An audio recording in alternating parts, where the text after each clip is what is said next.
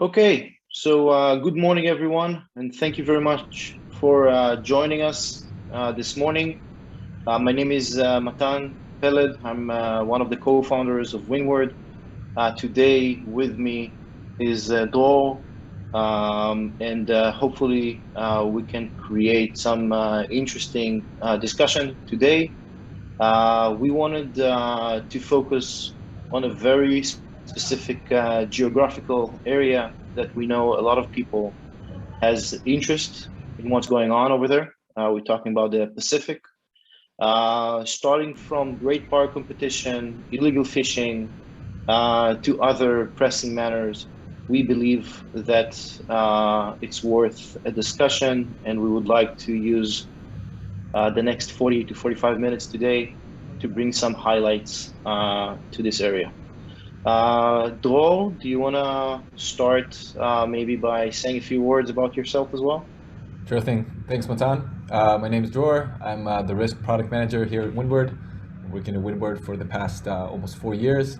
And I think we have some great topics today to discuss, some very interesting things that we've been seeing in the Pacific, this specific geographic area in recent years. And just to take a little bit forward into what Matan said, our agenda for today is really to go over these emerging trends over the past few years and focusing on the IUU fishing aspect and the forced labor that it involves, as well as oil and gas exploration in the Pacific. Of course, the evolution of deceptive shipping practices, which is something that is relevant worldwide, but today we're gonna focus more specifically on this geographic area, and also to how these deceptive shipping practices might be opening a new segue into, I would say, a new era of how we see the maritime domain, and we'll discuss that at length in the next 45 minutes. Great. So as you can see, the first topic gonna be the illegal fishing in the Pacific. Obviously, a lot of discussion has been made so far. We would like to focus, with your permission, today about the forced labor part of it. Obviously, we know that deep water fishing is something that not just violate regulation, it also can be associated sometimes with prolonged duration of seafarers and forced labor activities. Distincted and Draw, I think we can jump for the first slide. With your permission. Yeah.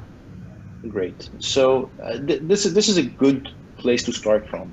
So what we see here is actually quantifying the amount of, in this case, Chinese flagged vessel in the Pacific throughout the last few years.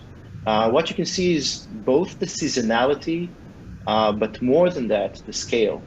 So to date, and we're going to talk about this at length in a bit, we see more than 3,500 vessels, in this case, carry the Chinese flag that are sailing in the Pacific. And this number represents almost double the amount only a couple of years ago.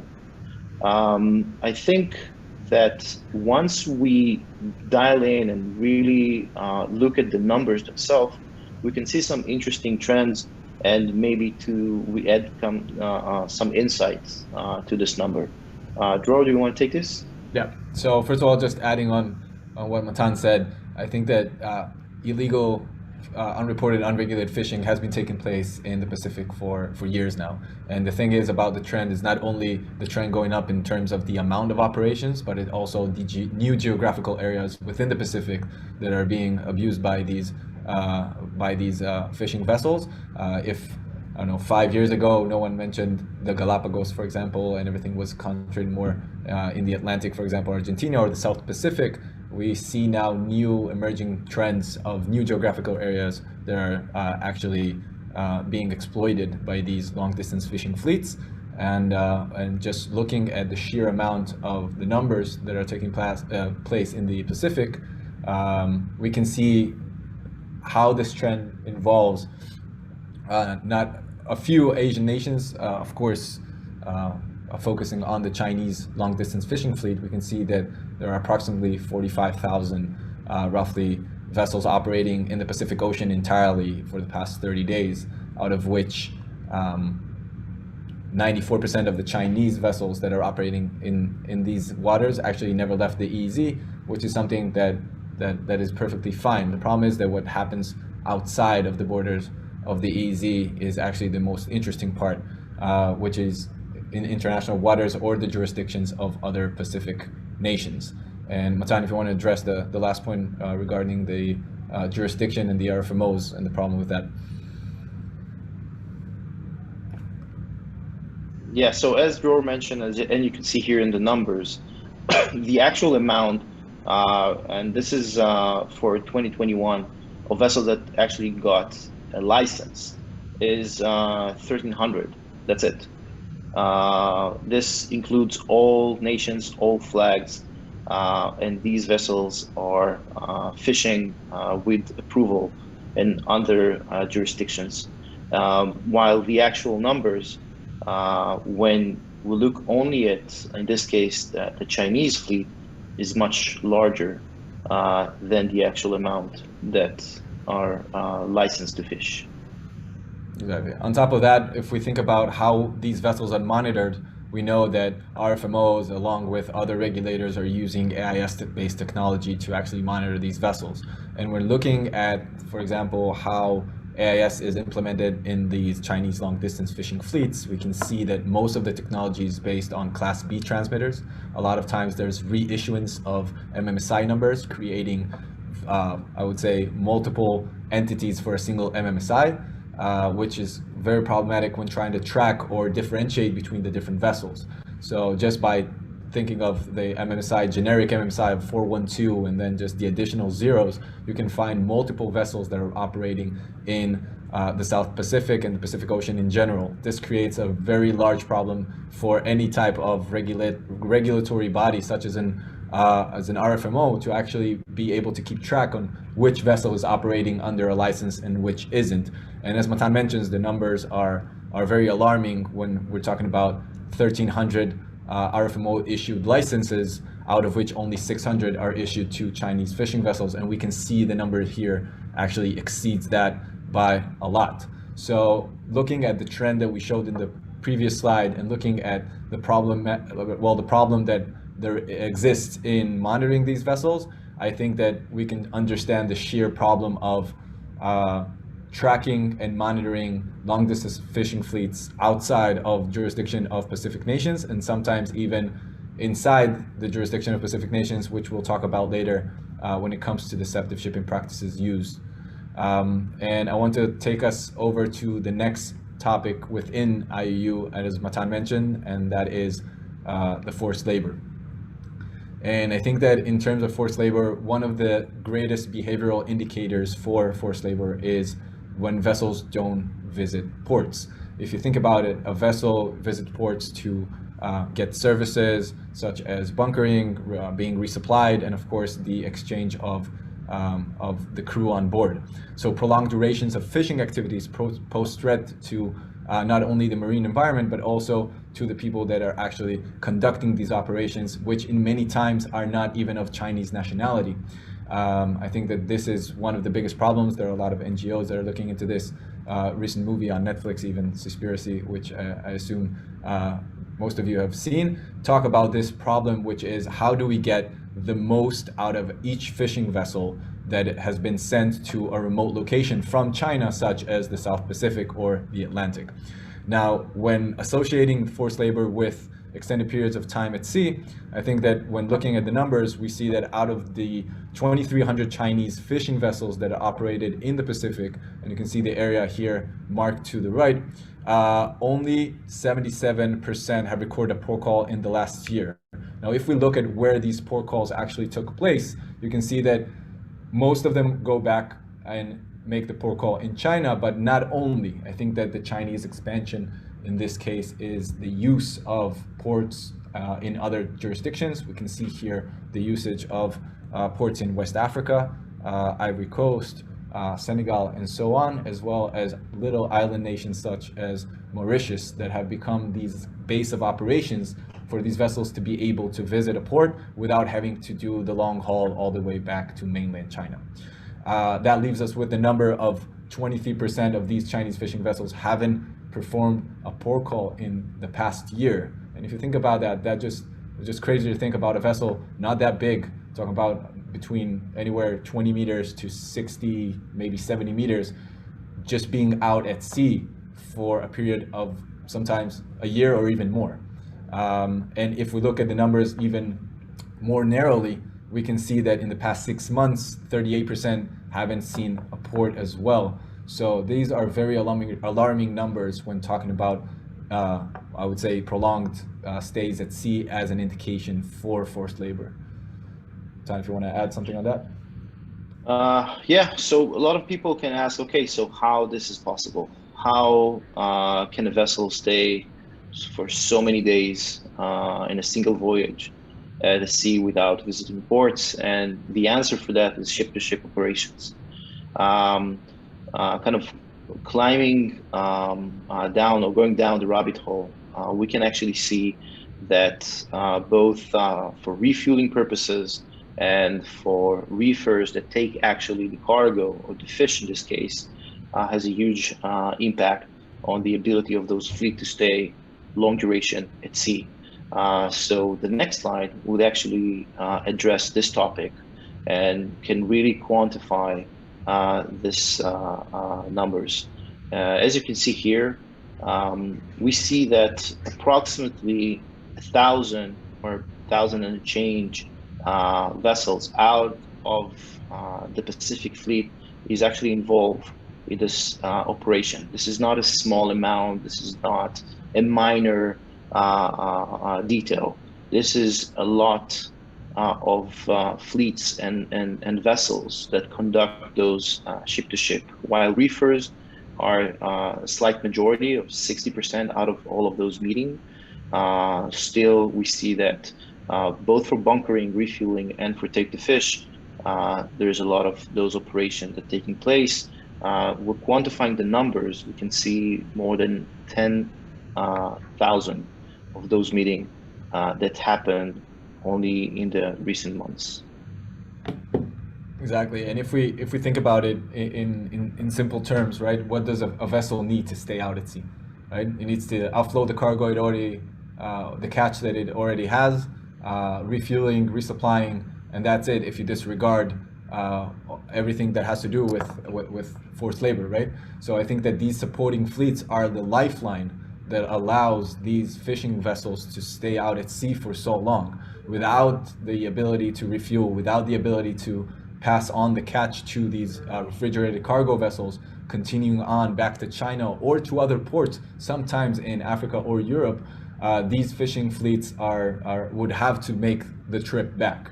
And I think that this is, I would say, the only way that these vessels are able to do this. We see these vessels operating just back and forth from the IUU fishing grounds that we have identified in the Pacific. And what's most interesting about this is that these reefers and bunkering vessels do not belong to the Chinese fleet.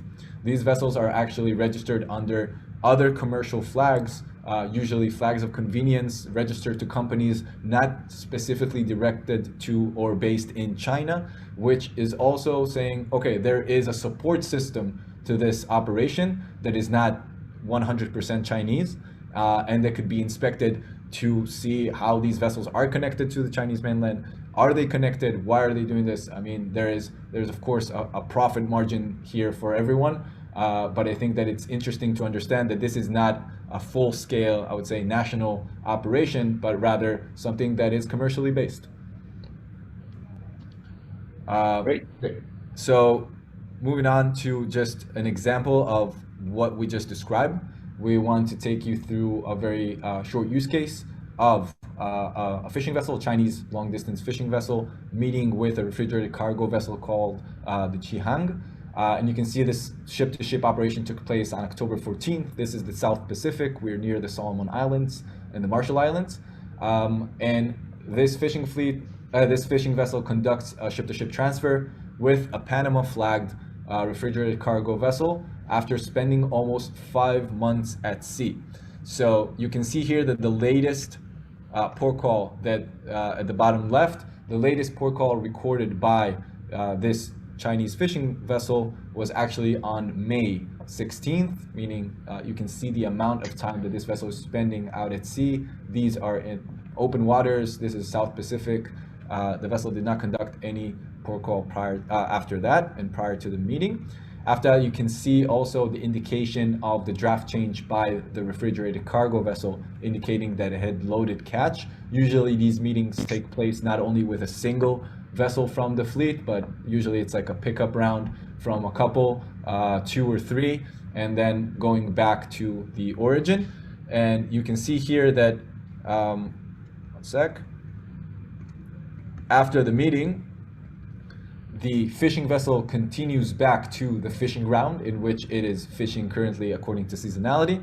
And what's interesting to see is that the Qihang, after conducting this meeting, the refrigerated cargo, is actually right now underway to the Zhoushan area in China to offload the cargo, probably to do the round trip back again to the South Pacific or any other IUU-related fishing ground it might be sent to. A lot of people asking if this is only Chinese-led operation and if it's only a Chinese flagged vessels. The answer is absolutely not. Especially on the service, both bunkering and reefers, we actually see a lot of vessels that can be registered in flag of convenience like Panama or other flag states, something that is much broader, obviously, than a sole Chinese-based operation. So a lot of commercial entities that take part in this, and it goes way past a certain flag, in this case, China. Another very interesting question we get a lot when discussing this is, okay, what happens when the fishing season ends, right? How do these fishing fleets return home? Do these fishing fleets remain idle in those areas? And the thing is that if you think about it, worldwide, the fishing season never ends, right? If we talk about seasonality, we can see here just 2 very simple examples of 2 countries that are suffering from IUU fishing, majorly hurting their fishing, I would say, industry.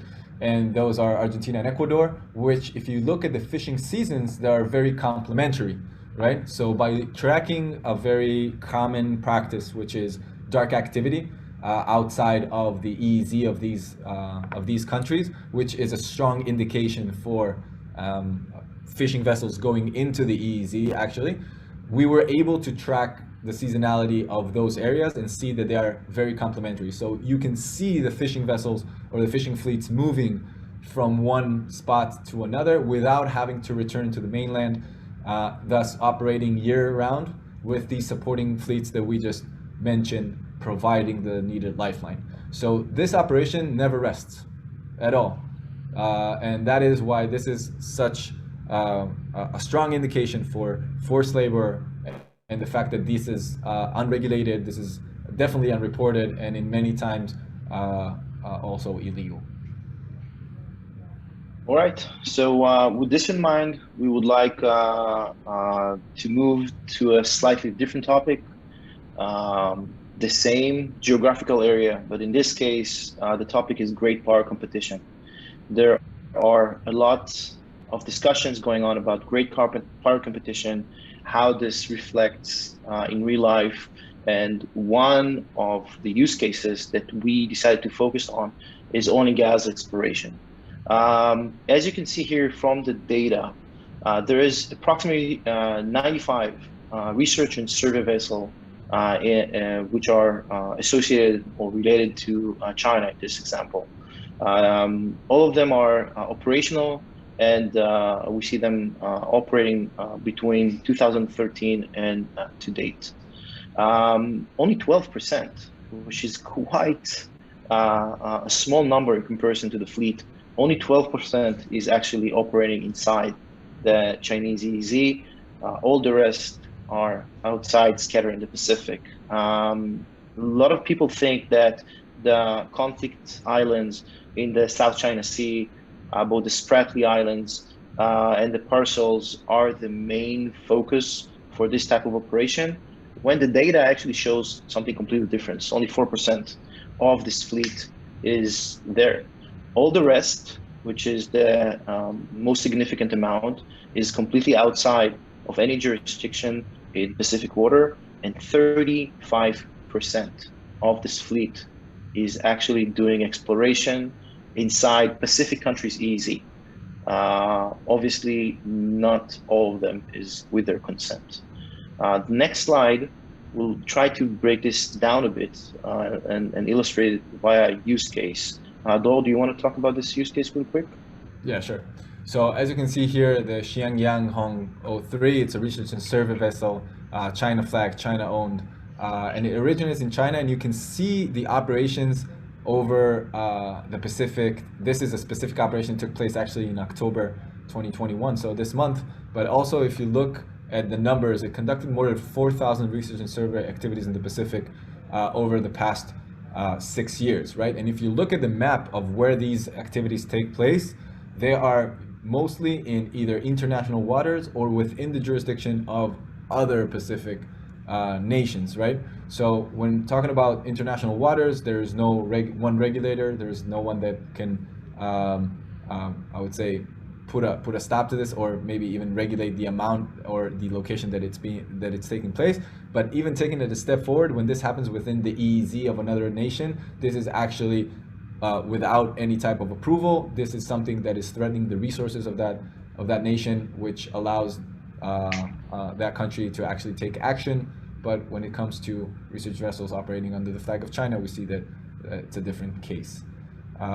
We have here another use case that you can see here, this time for the second example that we gave, which is the research operations that are actually taking place within the EEZ of a different country, in this case Micronesia. But you can see that this isn't the only one. You can see also the operations that took place near Taiwan, and of course ranging within the EEZ of outside the EEZ of other nations. You can see the operations in international waters. Now it's also very interesting to see the countries which these research and survey vessels choose to do so, right? They wouldn't do so inside United States, I would say patron areas, or for example in the Japanese EEZ. But you can see that when it comes to the South Pacific, it's really related to as a free-for-all. Great. Time to take this, or? Yeah, so again, we really like to try and illustrate not just the use cases, but the trends. And you can see here a very alarming trend and growing amount of those operations. This whole graph is talking about research activities happening in Pacific countries EEZ, inside of them. So you can see a 200% growth just between first quarter and third quarter. Fourth quarter is still ongoing. The numbers are almost equal by now to the first quarter, so we expect to see something similar. When we go back in time, back to 2016, to date, the operation has exploded and in 9x scale. So we're talking about a trend that should concern and be something that we're all minded for. Sure.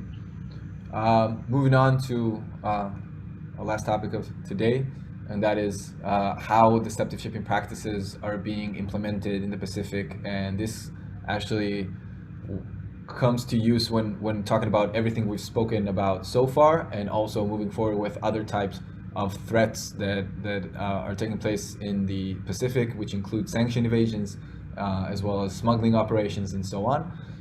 But first of all, we want to talk about a little bit how this has been evolving over the past years, and how this has become fast-paced the further we move along, right? So looking at a few years back, going all the way back to 2014, it was enough for a vessel to change its identity, meaning changing its flag, to kind of go off the radar and be someone else, right? I think that at some point when sanctions were imposed on Iran, the entire Iranian fleet, for example, changed its flag to a flag of convenience. I think it was Tanzania at the time, and suddenly that just wasn't enough, right? So the natural evolution was, okay, if I'm being tracked on AIS and changing my identity is no longer does not work anymore, maybe I should just switch the AIS all the way, right? So dark activity, I think, was and still is the most prominent deceptive shipping practice being used by vessels worldwide, in the Pacific specifically. One of the most interesting uses for this is actually IUU fishing, for example. So vessels will fish outside the EEZ following a school of fish, and if that school of fish goes into the EEZ, you just turn off your transmission, go in after it, and then turn it back on once you're on the other side. This is just a simple example of how dark activity is being used. Of course, it's also being used to conduct dark port calls in, for example, North Korea, or semi-dark ship-to-ship operations when just one of the vessels is transmitting while the other isn't. I think that the next evolution that we saw was the use of other vessels' identity, or the term for this is identity spoofing. So it's the usage of invalid IMOs, or assuming identities of innocent vessels instead of the vessel's real identity. And I think this is where entity resolution comes into play, and we'll see an example of that in a second. How do you keep track of these different identities belonging to the same vessel, right? So to the same floating metal box. You wanna know that this is the same identity. I think that everything that has to do with identity changes and spoofing took another leap in 2020 with the use of flag hopping, which is just the use of multiple flags for a short period of time, so that the flag registry itself is not aware of what it's being used for, and also to throw off regulators. So flag hopping is something that we've been seeing a lot lately, and we'll see an example of that as well. The systematic usage of flags. So we've posted a lot of content about this in recent months. The usage of the Cameroon flag and the Djibouti flag, which increased in hundreds of percentages in terms of new vessels registering, all of them of the same type, all of them being used for sanction evasions or for smuggling cases. And I think that this is also something that we've been seeing this year a lot. And of course, cream of the crop, I think, is the biggest technological leap we've seen in deceptive shipping practices is the manipulation of global navigation systems. And that is vessels transmitting to be just in one place while we have confirmation of the vessels being somewhere else. I think that this is a military grade technology that has made its way into the commercial market and is posing a great threat in terms of commodity trading, monitoring vessels, and just maritime domain awareness in general. Matan, if you want to add something before we move on to the examples? No, I think that the example is going to give much more color. So I think it's a good opportunity to start. No problem. So just looking at the Pacific specifically, we can see that between 2017 and 2021, more than 239 vessels have been identified as engaged in deceptive shipping practices. And these are only deceptive shipping practices that have to do with the identity. So this is ruling out dark activity. If we would throw dark activity in here, the number would multiply itself like crazy. And I think that you can see also the type of vessels that are being used when doing these type of activities are usually general cargo, bulk carriers, oil product tankers. And if you think about it, it has to do a lot with also the area we're talking about, right? If we talk about the sanctions that have to do with North Korea, so it's the attempt of North Korea to export sand and coal while trying to import refined oil, right? So these type of vessels and the classes that represent them, I think, make a lot of sense in terms of the area that we are talking. So I think that this kind of area between the Malacca Straits all the way north to the eastern part of Russia have become this type of the playground for deceptive shipping practices in the Pacific. And this is where we not only us, but also the UN panel of experts and other regulators kind of keep track of the new trends, which some of them we're going to discuss today. If you look at the amount of numbers involved in identity fraud in the western part of the Pacific, this is just growing. So every time we look, every year, a new report is published. Every year, a new type of deceptive shipping practice is develops, and I think that makes sense, right? Regulators are also making the technological leap. Monitoring systems are becoming more relevant. With the entity resolution we are about to show now solves a lot of these problems, right? And when we're able to identify these type of issues, the cat and mouse game just continues and gets more and more complex. So looking at one of these examples, this is actually an old one from 2017, just to show how deceptive shipping practices were kind of used a couple years back. We can see here that in February 2017, a general cargo vessel called the Oriental Lady, so it was returning from a voyage in China, and then transmission went off for 10 days, conducting a dark activity, a very popular deceptive shipping practice at the time, also today. 10 days later, the vessel at the time was transmitting actually the flag of Fiji. 10 days later, the vessel reappears, and it reappears under the flag of North Korea. Now, without the capability of entity resolution, you would think that this is just a new vessel, right? So I think that this is where it comes to play, the understanding that the vessel, even if it changes its identity, even if it's transmitting a different IMO or MMSI, there are ways to identify that this is actually the same AIS device. This is the same vessel that is still operating, and not to be confused to think that one of the vessels had disappeared and a new vessel has appeared instead.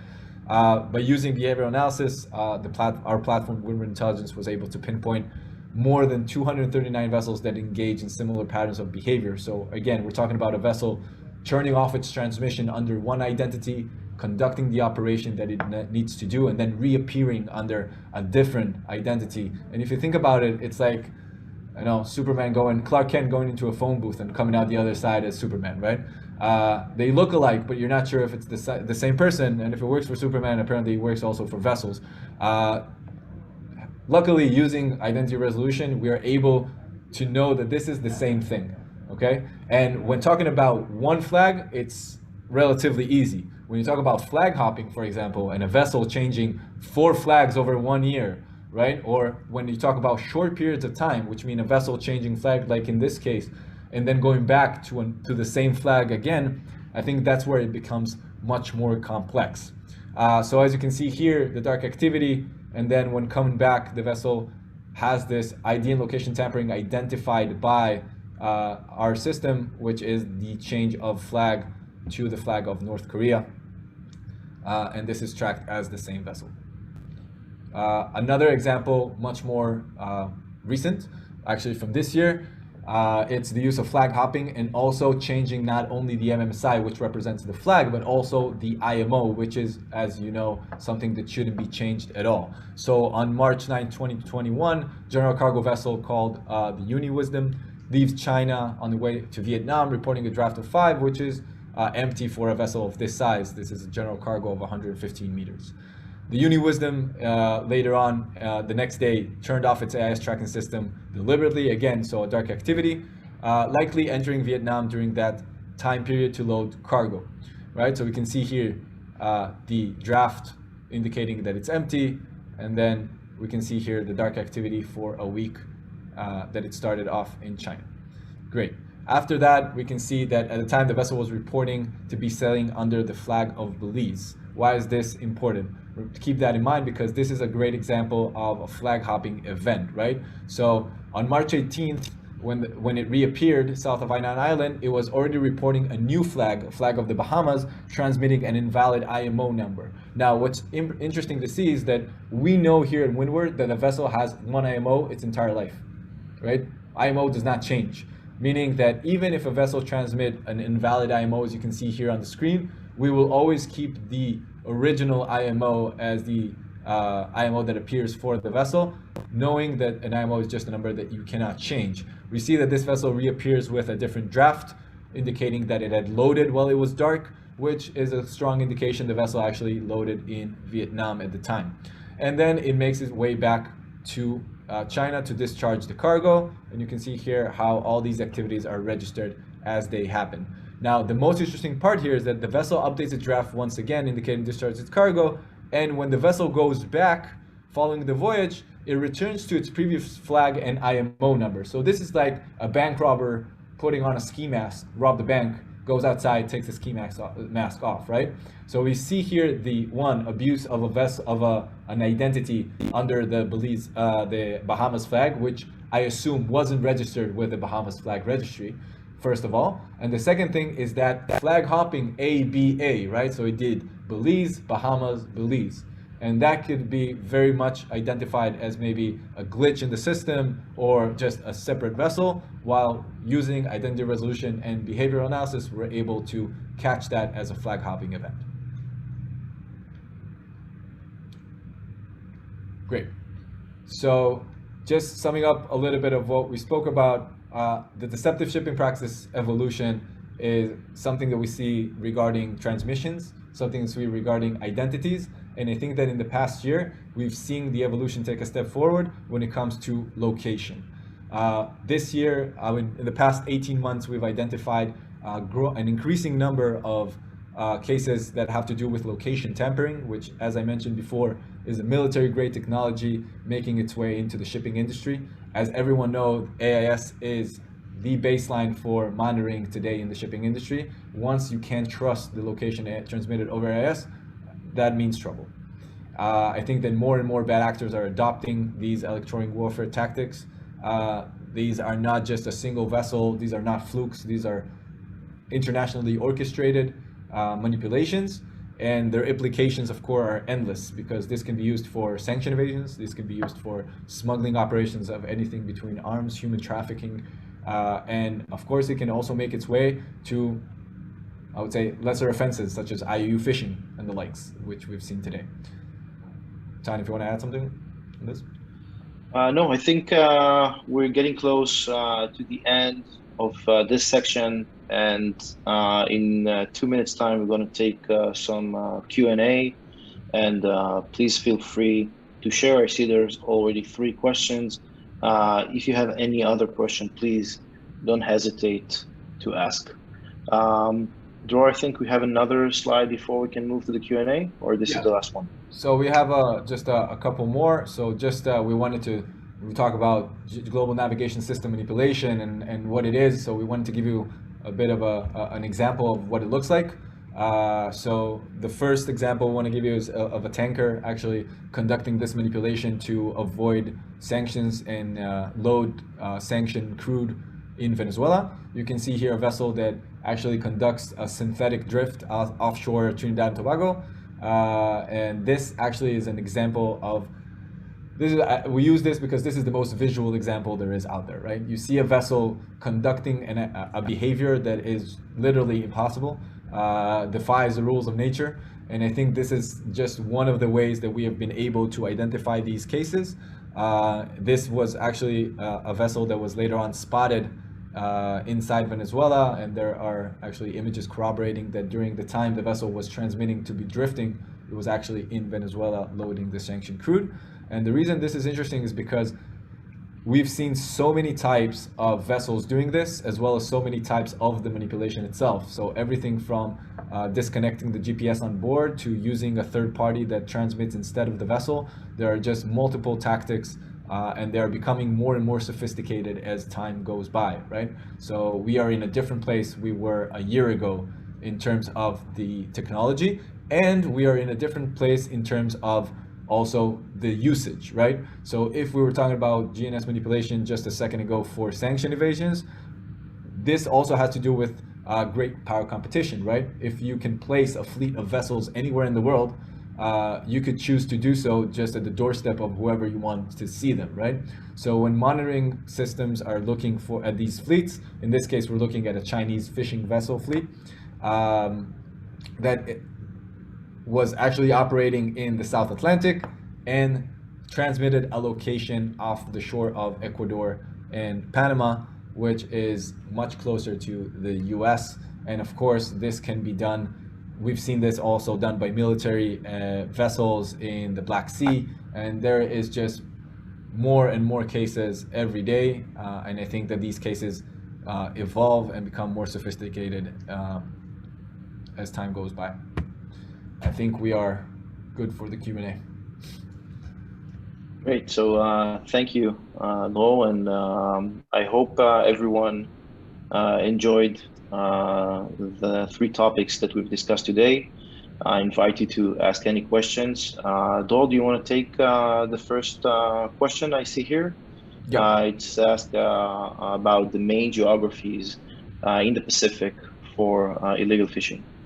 Yeah, no problem. So the main geographies we've seen, so I think they have, I mean, the most prominent ones, and I think the oldest ones in that sense, are off the coast of Argentina, and I think that the recent one that we've seen the past 2 years making a big leap is just offshore the Galapagos Islands, which I think is a real shame, as this is also a natural reserve, and marine life is very suffering from it. I think I saw an article not too long ago talking about the losses that these countries are suffering in terms of the amount of fisheries that are being taken away, and these are in the billions.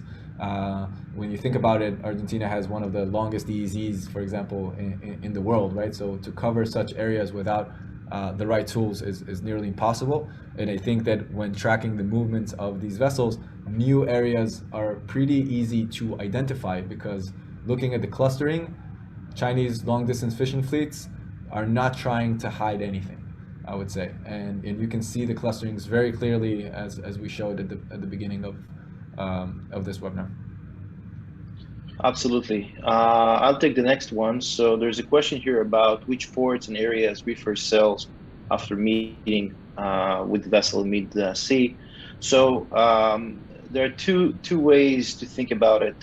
The reefer vessel obviously is part of the supporting fleet, or usually is part of the supporting fleet, gathering the catch or the cargo from the fleet it works with, and once full, go back to port to discharge the cargo.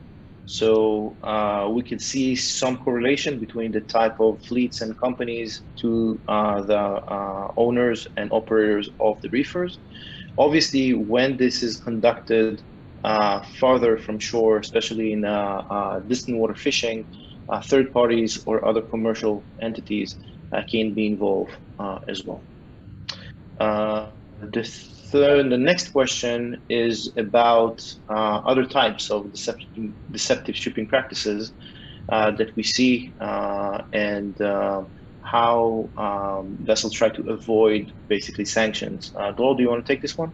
Yeah, sure. So I think there is a big difference between the way the Iran-Venezuela sanction evasions is taking place and the NDPRK. I think the Pacific is very special in that sense.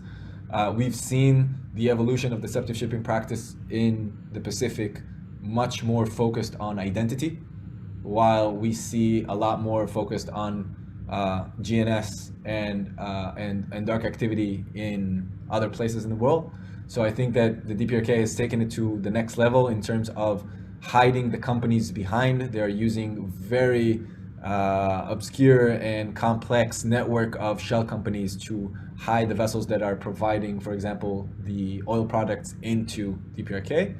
And also the usage of semi-dark and dark ship-to-ship transfers in international waters, which has become a very common practice. And of course, the most recent one, written by a lot of research institutions and also regulators, is the usage of identity spoofing and identity laundering. And the difference between the two is that spoofing is the usage of an existing vessel, an innocent vessel, while identity laundering is a very recent tactic, which is the registration of a new vessel, right? Using actually an old vessel, and then using that new identity to use a vessel that has been designated in the past. So if you think about it, it's like getting a whole new ID. It's like a witness protection program, right?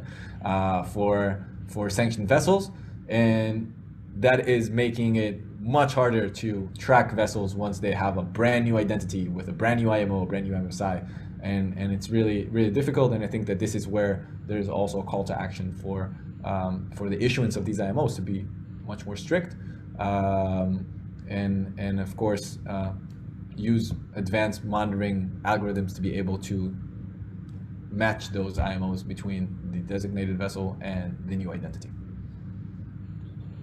Great. So if there is any other question, please feel free to reach out to either one of us or directly to Windward. We have obviously a lot more that we can discuss and talk about, but I think for today, this is the agenda. I want to thank you again for participating and let us know if we can be of any further assistance. So thank you very much, Dror, and thank you for everyone else that's joined us today. Have a good day.